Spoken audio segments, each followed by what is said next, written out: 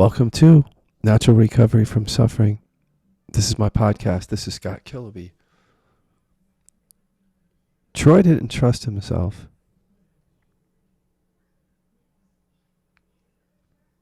Troy was in a relationship with a woman, but he was always leaving. Not leaving the relationship, just kind of leaving the house. Either going to work, working late, going out with friends, working out, doing other things that he chose to do. It just seems like he was gone a lot. And when he was with her, it's like he'd be in the same room with her. And she didn't really feel like he was there, even when he was there.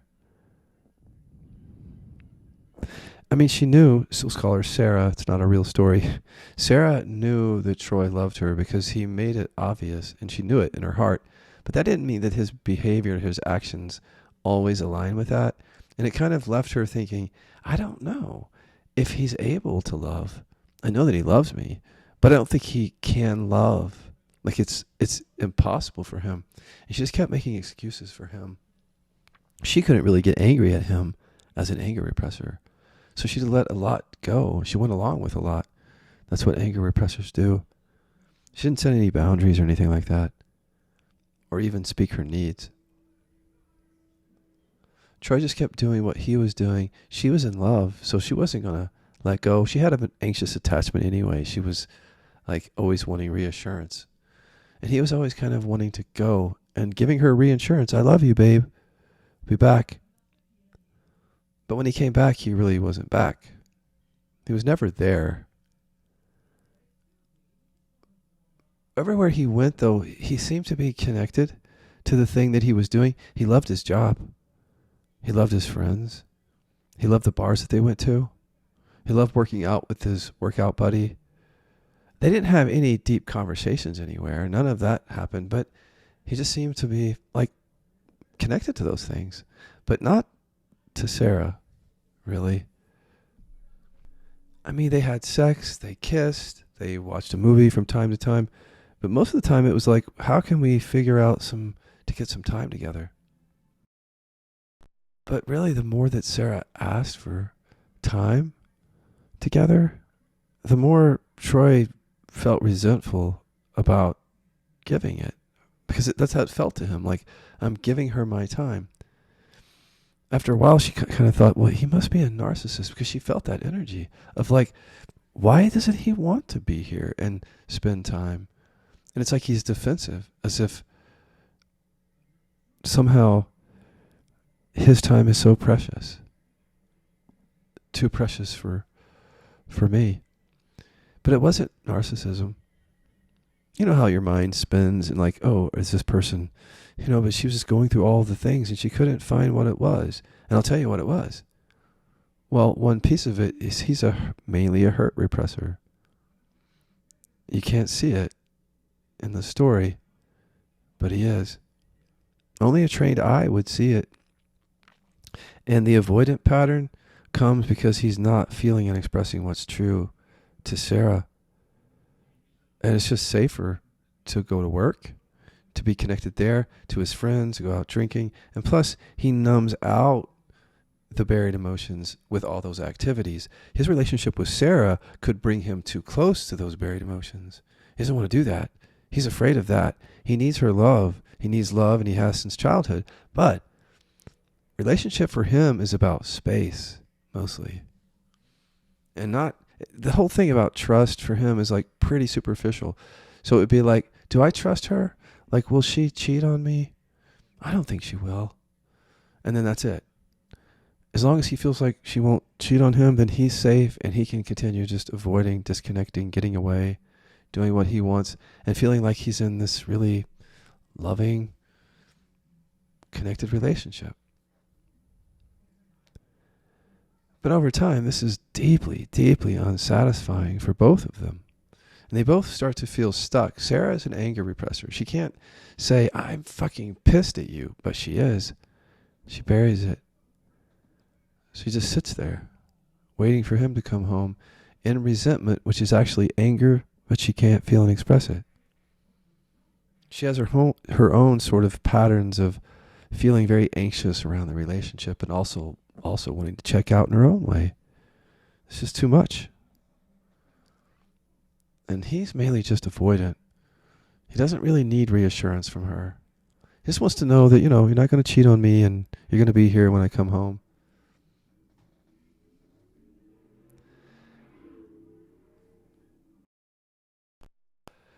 Troy starts to become interested in some self-help stuff because he feels stuck in his relationship. He doesn't see it as emotional repression or trauma, but it is. He has in his body some simple programs. I have to get away to stay safe. That's what has kept him safe since he's been a kid. He just doesn't know that that's what is driving him now. And the other one is, I'm hurt, but I can't express it. And those two things, that's his trauma. Get away is a flight response. And that's his emotional repression. I'm hurt, but I can't express it. He can feel and express anger from time to time, which is common for a hurt repressor. But he cannot trust himself, because to trust himself, he would have to feel and express the vulnerable emotions, and he can't. And for Sarah to trust herself, she would have to feel and express anger, and she can't. So there are two people who don't trust themselves, and suddenly they start making it about the other. Troy starts having an affair with a woman that he meets one day in the bar. He's drinking at about 4 p.m. with a friend, and he sees this beautiful woman. They start talking. Within 2 hours, they're having sex. But it's more than just sex. There's something there that he gets that he cannot get from Sarah, he tells himself. Like, this girl is really very different than Sarah, and she lights my world up. He feels alive with her. Very unlike with Sarah, where he feels trapped. So this really hits his avoidant pattern, because he doesn't have to really commit deeply with either woman now, and he can just continue to avoid Sarah and being authentic in that relationship. And then, of course, this fling doesn't last very long, because it's not real either, but Sarah finds out, and all hell breaks loose, but she can't get angry. She disconnects, she breaks down, she's very hurt. She talks to friends, she seeks solace with friends and help from friends, but nothing soothes the pain of that betrayal. For her,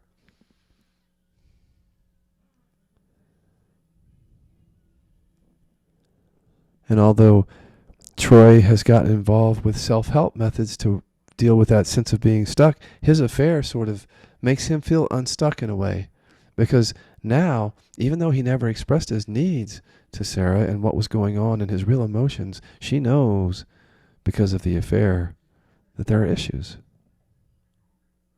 She expressed it, but he expressed it through cheating, not through expressing needs or wants or boundaries or emotions. But still, we communicate one way or another when we don't trust ourselves. So finally, though, they get back together and they just put everything under the rug. They don't set boundaries. They don't really express their real needs. And so they get back into the same pattern. Troy's in avoidance. Sarah just goes along with things. They both need love. They have that conditioning in their body, and they're both afraid of it. They have that conditioning. And Troy says, get away from her. I need her love, but I have to get away. So he keeps getting away. But now, instead of to a new woman, he finds this one self-help method that he thinks gets to the real issue. This process helps him with the triggers with Sarah, when she's nagging at him, or it helps him with like his fantasies of other women, or he has a little bit of a gambling addiction. It just helps him in different ways, but it never gets to the issue that's driving it all, which is very simply that he has hurt repression. He's hurt. Since he's been a kid, he's been hurt, but he doesn't know it. It's totally buried. So it just feels like his sense of separation, his body, and he's afraid of that hurt. He can't express it. So that's one issue. And the other issue is he has trauma, a fight response. He has to get away. So he's just stuck. That's the stuck. That's the trapped. It's not Sarah. But see, he shadows it onto her to stay safe from what he buried. And now by looking at her and seeing her as like, well, maybe she's not the one for me, he can look outside the relationship, which keeps him safe, even into self-help methods that don't get to the repression, which also keeps him safe. His avoidant pattern is full on. And at the very heart of it, he doesn't trust himself. He might think he does, but he doesn't. Because if he really trusted himself, he would go back to his relationship and go, I need your love, but I'm afraid. So I have to get away. And that conditioning, if he was really earnest, he could make it conscious. Right there with being with Sarah and still have his avoidant patterns. That's the thing about KI, is that you're not going to give up your addictions as soon as you start KI, or your patterns or your triggers, because they keep you safe and get you love. And they'll stay there until you bring the work to it, and then you'll start to see those things go away.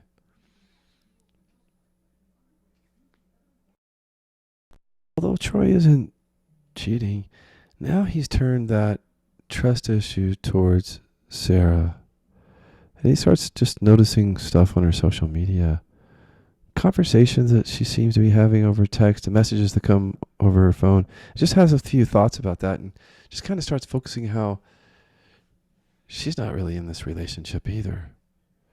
He just starts accusing her of some things and being not so loyal and not really wanting to be in a committed relationship, but he has no real basis for it. It's just mainly suspicion and shadow because he wants to avoid and cut and run. So he shadows that back to her to keep himself safe. That gets into conflict, but she can't get angry. So they just disconnect more. And now there's a trust issue on both sides. Neither one really trusts the other. And they make it about each other. And yet neither one is feeling and expressing what's true. With anger repression, Sarah just sits there, disconnecting, having anxious attachment towards him, like wanting to know more, but also he's so disconnected, she gives up on that. She just copes in different ways. She actually has both a sense of needing that reassurance and kind of wanting to just get away from him in different ways. And he just wants to get away. And he's not feeling and expressing his buried hurt, of course. So neither one trusts themselves, and they think it's about the other. And they're actually making it about cheating, which keeps them both safe from the emotions, because trust is really an emotional issue. And all trust issues are self-trust issues. I don't express what's true for me. I don't have trust issues with you. I have boundaries. I have self-expression. I have my power. I can move and come and go with that power and that authenticity. And people with emotional repression don't experience that with trauma. And Troy and Sarah don't experience it. Sarah's avoidant pattern starts to get her fantasizing about one of the guys she sees on social media, and she's like, she has a safe crush. There's a name for it. I forgot.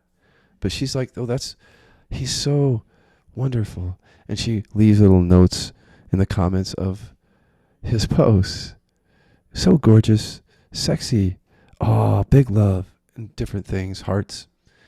And after a while, Troy sees those things as he thumbs through her phone one day. That's a lot of commenting there. But what he doesn't know is that this man and Sarah started a conversation privately on an app that he can't see. There's already an emotional relationship happening between Sarah and this guy. And she's falling in love, she thinks. They haven't met, but he's saying everything, every right thing to her. Everything, doing everything, saying everything that Troy never does. It's filling that hole that you really can't fill from other people, but she thinks she can. It's the sense of deficiency created by her emotional deficiency. She has buried anger. She can't feel and express what's true. She can't trust herself to turn to Troy and say whatever she needs to say or leave that relationship. Sarah finds her in a very similar place as Troy has found himself before, in a trauma response and a love triangle. And when Troy finds out, because he doesn't repress anger, he gets angry, and that just, again, terrifies her, and she disconnects from him. She can't even defend herself, and she feels like she has no right to. I mean, she's obviously an anger repressor, so she can't. But the feeling of dejection and shame, like she brought this about herself, all of it herself. And she did. She was, she cheated. But there's so much more going on between them. So much more happened or didn't happen, wasn't expressed before all of this, before this cheating. Now let me just break the fourth wall here for a second and talk about these characters, and then I may go back into the story. If you think about these two characters and how they grew up, Sarah, in order to become an anger repressor, she would have had to have had like parents or a father who was terribly frightening in some way. That just a very unhealthy modeling of anger somewhere in her life, or aggression, that's just now, because anger repressors are terrified at the unconscious level of anger. So she cannot confront the issues that she needs to confront for herself, not for him, but for herself in this relationship. Because, it's like anyone, she deserves more. Then they're both unconscious. Then at first, when she's not going out on him, he's really disconnecting.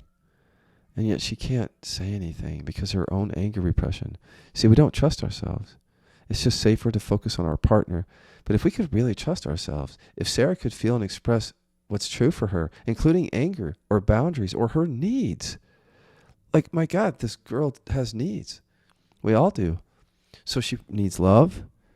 She, whatever happened in childhood, it's not his responsibility to meet those needs. We'll get to that in a second. He can't. But they're in a relationship and they need to communicate because she's bringing unmet needs to the relationship. Many anger repressors have a need for safety. She can't trust herself. She can't feel and express anger. So she needs other people not to get angry at her. But how often does Sarah say that in her relationships?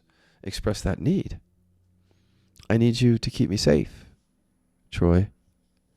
Never. And she doesn't say anything about his anger. She disconnects from that and therefore from herself and what she really wants in relationship and her expression of her boundaries, what she will be okay with and not okay with, and her needs, including not just the need for love, but affection, attention. It's fine that she has these needs that, we often judge these in spirituality, but if we don't address needs that we've been carrying around since childhood, we can't really be free. Once you do this work, you'll see it. It's an absolute necessity to look at how we create suffering.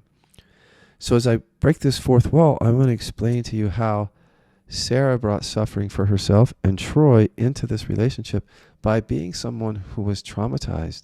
When they were kids, they had families, mom and dad, unconscious, like angry father on Sarah's side, perhaps. And then you've got a hurt repressor in Troy. So that household could have been like, boys don't cry. That's weak. Or something like that. So you have all that dynamic going on. And then those kids, when they're little, cannot express the needs that they have. First of all, the fundamental need wasn't met. See, so Sarah and Troy don't know what they are, who they are. When they grew up as kids, their parents weren't conscious enough to show them that they are the awakeness, what we are, the very awakeness that's listening right now or experiencing right now. They never discovered that, and so then they never got to feel and express what's true. Neither one had a chance when it came to authenticity because of their unconscious parents. Welcome to Earth. So then this started a long time ago. Because that fundamental need wasn't met, that's what I call it. We have a need to know what we are, to live on this earth and not suffer. And that need doesn't get met. And so then we have unmet needs after that I think are different than that. I mean, if the fundamental need is met where we can live and awake and authentically, if we were to evolve that way or be conscious on an earth like that, it'd be a completely different life than what Troy and Sarah had to go through to come together and suffer by not expressing their needs that were never met when they were kids. But those needs, really, the fundamental need didn't get met. That's what I'm trying to say to people. We're focused on whether needs are met. Those unmet needs come from emotional repression because we don't know what we are. And this isn't a development issue. This isn't really a spiritual issue to me. This is humans don't know what they are. And so we need to go back and recognize that we're this awakeness. You do it right here, right now. But when I say go back, I mean, you get to discover what you never discovered. And poor Sarah and Troy are trying to come at this from a deep unconsciousness where they just do not trust themselves because that's how they were conditioned. They can't help it. At the same time, only each of them can change it. Like they can't change it by looking at the other and saying, I don't trust you, because they don't trust themselves. And there, of course, may be trust issues in the relationship. But my God, Sarah, you've got to speak up for yourself. You got to learn to do that. And Troy has to come back into that relationship or leave it for there not to be suffering. He's got to deal with his patterning. She has to deal with hers. Hers, as you can hear, is like more fearful, or like it's a combination of I need him, his love and reassurance that he's, but I also need to connect from him, disconnect. And his is disconnect. So you have that patterning together, and then you have hurt repression on his side, anger repression on her side. They cannot communicate. They don't know themselves. They don't trust themselves. There's going to be suffering. Troy's escape is just that, avoidance. Now, if Troy was to do the work that I invited you guys to do on the podcast that I released this morning, which is the Avoidance Guide to Authentic Spirituality, Troy would do something radical here, or Sarah, but we started with Troy as the lead avoidant there, so let's go back to Troy. If he were to turn back towards this relationship and his own authenticity and begin to trust himself, it's not going to happen right away. It's a lifetime of avoidance for him. I know because I've lived it. He has to deal with his repression because he's afraid of, in his case, vulnerability. I was afraid, like Sarah, of anger. But he's not going to be able to open to vulnerability right away. If I were working with him, let's just go back to the story. Troy comes to work with me, and here's what happens. He just wants to find a way to just wake up.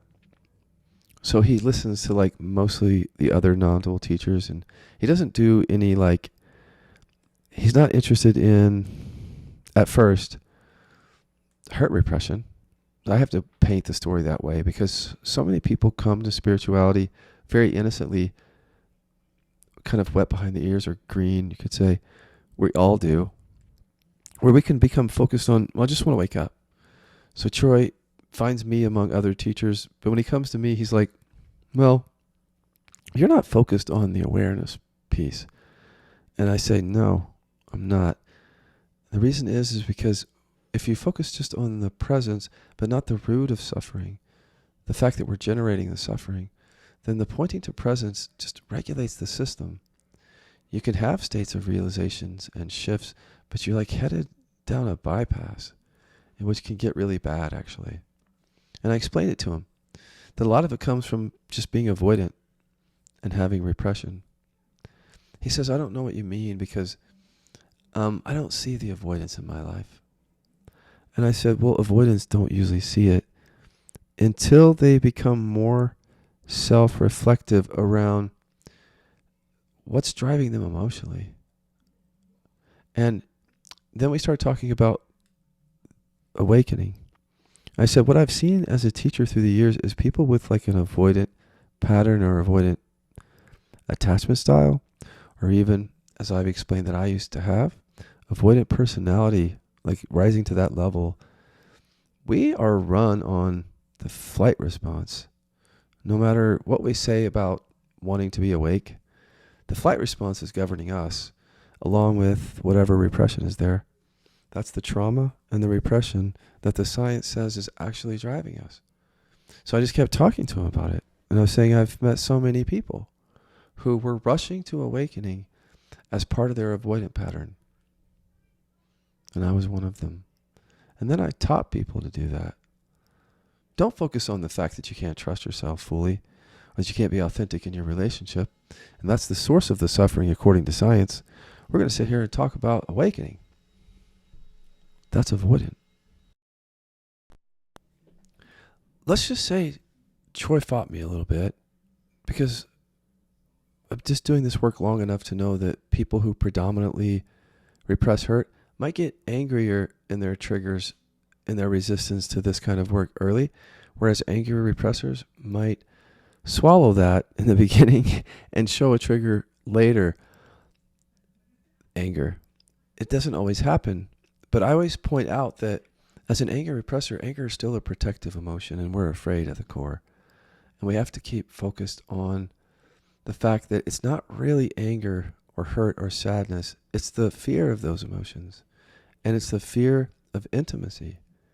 And the fear of, you could say, trusting ourselves or being ourselves. That's driving all this. No matter what we say about awareness or awakening, that's what's driving us. The need to survive. So if we're going to be serious about transformation, no matter how angry you get at me, I can get angry back. But it doesn't change a thing, because that's the response of the avoidant, to go to safer emotions, into a trigger, to protect oneself from the buried emotions, to disconnect from anyone who tells you things or points out things, criticizes.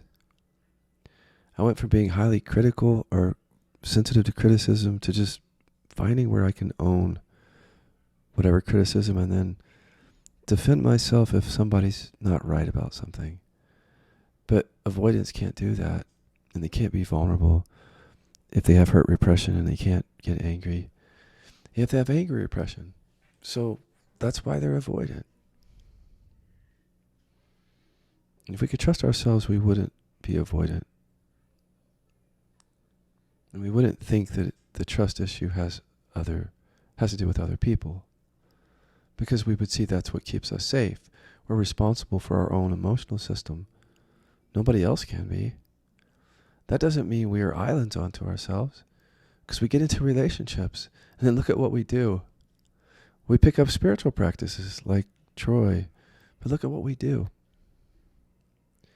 And if we're not honest with each other, then we'll just keep doing it. And teachers are enabling it, in my view, by not recognizing the avoidant and other patterns in people and the repression, and helping people get lulled into a realization, if you do have a realization, that is not embodied and is not trauma informed and doesn't end suffering.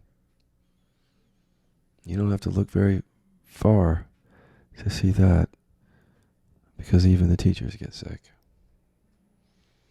and have chronic pain and seem to be pretty avoidant.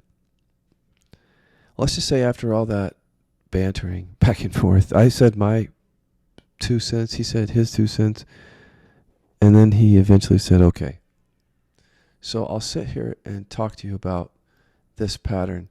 I said, yeah, but see, at some point, Troy, we stopped the debate, and at some point, you start doing something that you've never done before, if you're serious. It's not about who's right or wrong. I don't know how the argument would go. It's not really, we don't argue in mentorship. What happens is people get triggered because patterns get seen or pulled into the light, and the self-protective mechanism just cannot take ownership of it. There's just no trusting of oneself, and then trigger. But people who know themselves and are conscious will look for things like, is there something that I'm unconscious to? They're open. And people who are avoidant often aren't, until they start to get to the repression level, because there's some emotion that we don't want to feel. It's at the root, or more than one, that's at the root of our lack of self-trust. That just has to be included. We can't find spiritual paths or processes that make an in run around that, because they don't actually make an in run around it. They're being driven by it. The flight response is what's responsible for a lot of people like Troy rushing to awakening, disconnecting from partners, and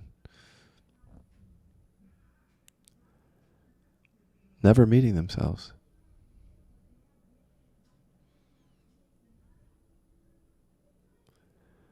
Let's just say in this story, Troy stopped the pattern of avoiding the core issues and began to look at and process the hurt repression and the pattern of having to get away. And by making that conditioning conscious and with the 3D work, his relationship changed. He started to be more open. At first, just to share things that were vulnerable. Not hurt, even though he's a hurt repressor. It took him a while to get there. He shared things like, you know what, Sarah? I actually do want your love. I need it. And I think that's actually part of my trauma, because when I need someone's love, I just want to disconnect from them.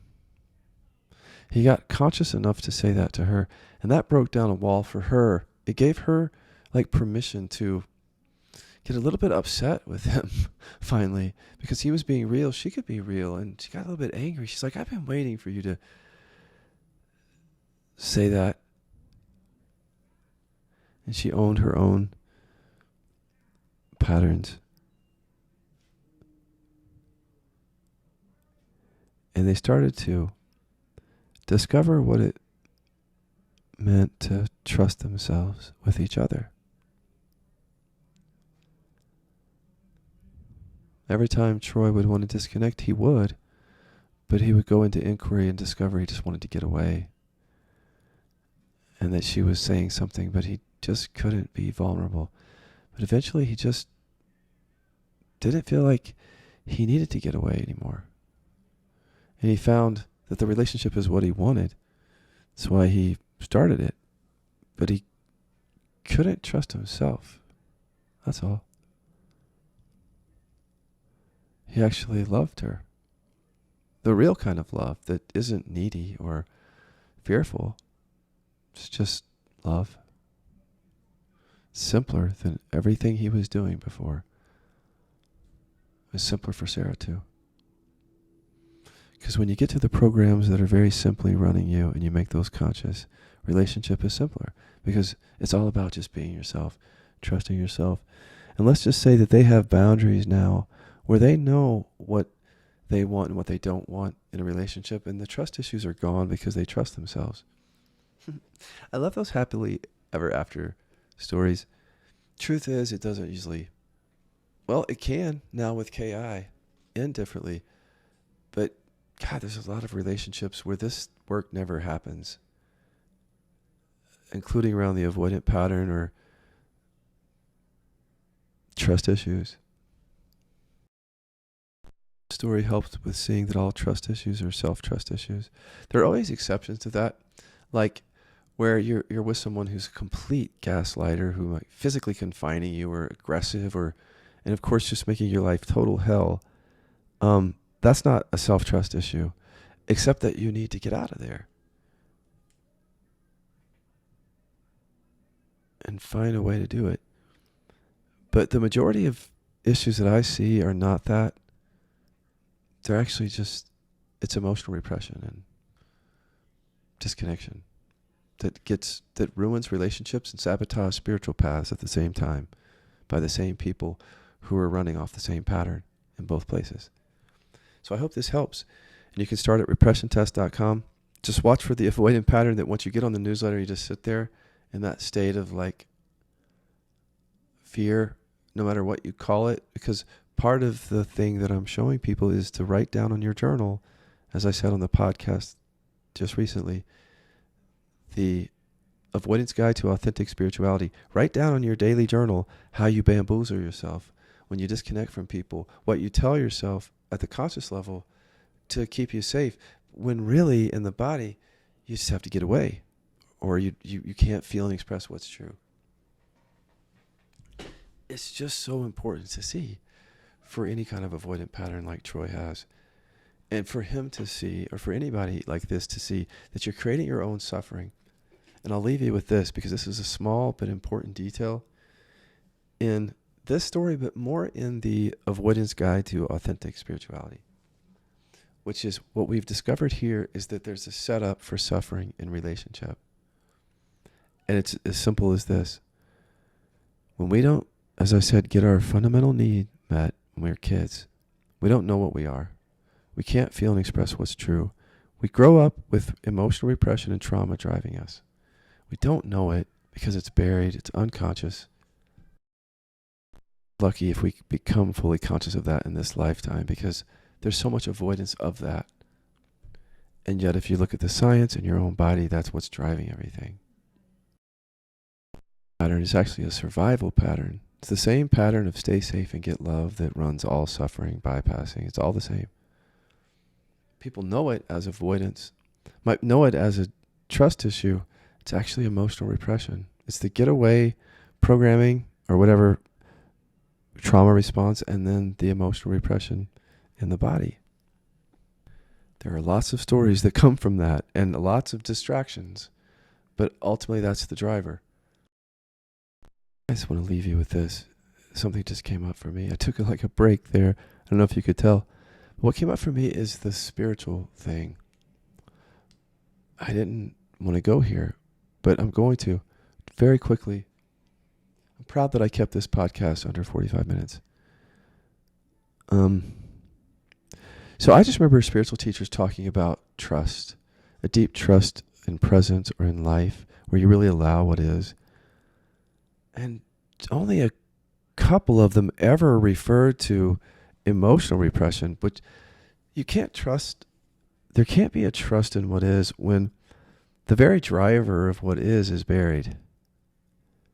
That's coming from the mind, and that's part of the bypass. Even if the teachers were really experiencing that really embodied freedom, most people who grow up with unconscious parents, they cannot trust, just be with what is and trust and allow life.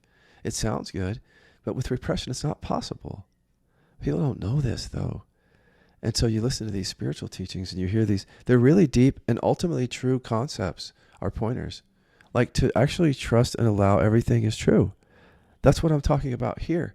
The problem is we just forget or don't know or remain unconscious or ignorant or even refusing to even pay attention to the fact that the real trust issue is the fact of trauma. We don't trust ourselves. We can't. It's not safe. And it's not safe in spirituality to go looking for buried emotions. Very few people do it. So whatever we're saying at the conscious level about trust ends up being a bamboozle. Because if you really trust yourself, you're not suffering at all. Because the suffering comes from the repression and the trauma. So a deep trust in what is would have to include making the unconscious conscious. I just wanted to say that for the spiritual perspective, because God, if I've said anything about trust as a spiritual teacher in my books, it needs to be canceled, that paragraph or whatever it is, because I didn't know trust until repression worked. Thank you for listening.